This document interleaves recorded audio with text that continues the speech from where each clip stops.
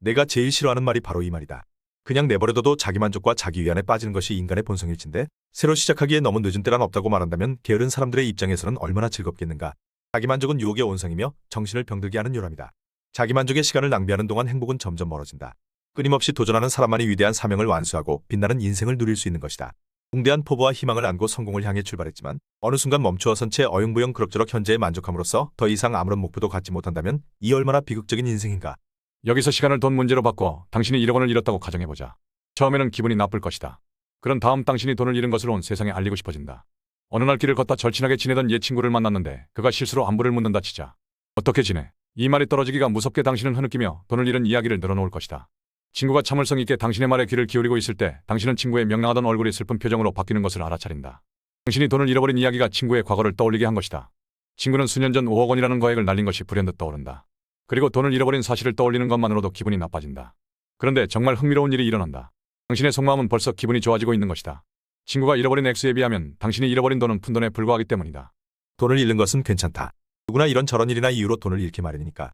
문제는 우리가 평생 동안 이런 식으로 손해본 것을 견뎌나가는 내성을 은연중 키워나간다는 점이다. 얼굴이 두꺼워지고 면역력이 생기고 교정 조치를 취할 타이밍을 놓치는 것이다. 가족하게 되면서 어영부영 그럭저럭하는 삶에 우리도 모르는 사이에 익숙해지는 것이다.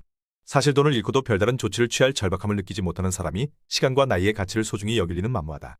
돈은 없고 시간은 많은 세상이 아닌가. 또 세상은 우리에게 빚진 것이 없는데도 오늘날 널리 퍼져 있는 잘못된 통념 중 하나는 우리가 멋진 삶을 살 자격이 있다는 것이다. 다시 말해서 우리가 존재하고 있다는 이유만으로 언젠가는 세상이 우리의 삶을 지속적 행복과 멋진 경력과 가족과의 좋은 시간과 축복받은 인간관계로 충족시켜줄 의무가 있다는 것이다. 하지만 진실은 우리가 살고 있는 삶의 질에 책임이 있는 사람은 단 한 사람뿐이라는 것이다. 그 사람은 바로 자기 자신이다. 그 중에는 원하는 것을 하기에 이미 늦었다고 말하는 사람도 있을 것이다. 맞다. 당신 말이 옳다. 그러나 전 세계적으로 훑어보면 굉장히 드물지만 다음과 같은 예외도 많이 있다. 그는 너무 늦었다고 생각했다. 그는 청년 시절에 의사가 되고 싶은 꿈을 품었었다.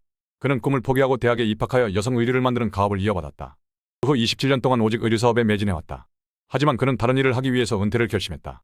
어느 날 우연히 그는 친척의 결혼식 피로연에서 갓 의대를 졸업한 청년과 같은 테이블에 앉게 되었다. 이제 의사로 삶을 살게 될 청년은 의욕적이고 자신감에 넘치는 모습을 보이며 의사로서의 소신을 밝혔다. 그는 그 젊은 의사와 대화하는 가운데 자신의 어린 시절 꿈을 떠올렸다.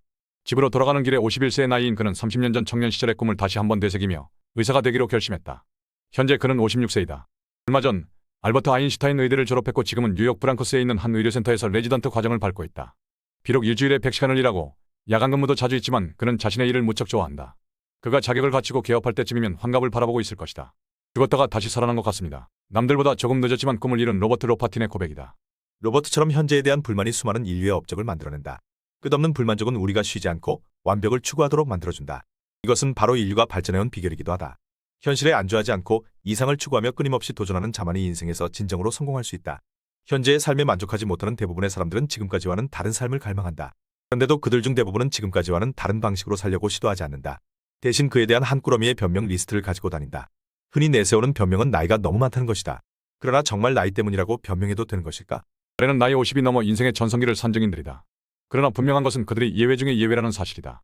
그들은 보통 사람들과는 종이 다른 별종일지도 모른다. 영화 포스터를 수집하거나 어린이 장난감을 수집하는 사람들을 당신은 어떻게 생각하는가?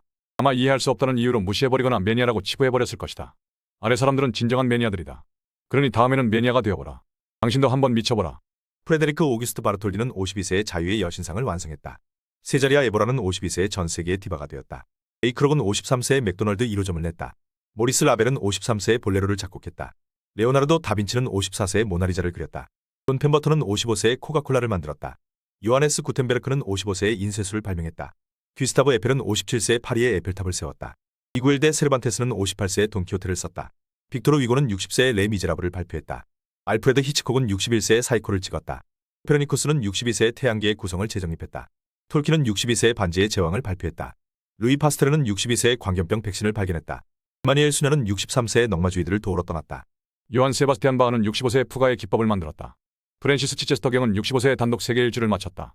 조세핀 베이커는 67세의 카네기홀 컴백 무대에 섰다. 오기스트 피카르는 69세의 수심 3050m까지 내려갔다. 코코 샤넬은 71세의 패션계를 다시 평정했다. 넬슨 만델라는 72세의 아파르트헤이트의 종지부를 찍었다. 클로드 모네는 76세의 수련연작을 그렸다. 앙리 마티스는 83세의 청색 누드를 제작했다. 안토니오 스트라디바리는 83세의 최고의 바이올린을 제작했다. 오기스트 로댕은 68세의 대성당을 조각했다. 콤파이 세군도는 90세의 쿠가의 재즈 거장이 되었다. 프랭크 로이드 라이트는 91세에 구겐하임 미술관을 완성했다. 현재에 만족하며 스스로 성공했다고 생각하는 사람은 대부분 그릇이 작은 사람들이다. 정말 위대한 인물들은 늘 자신이 목표를 달성하지 못했다고 생각한다. 자신의 역량을 끊임없이 발전시킴으로써 목표 또한 계속해서 높아지기 때문이다. 위대한 인물들은 시공간을 뛰어넘어 마치 우리에게 인생은 장거리 경주, 쉬지 말고 도전하라고 외치는 듯하다.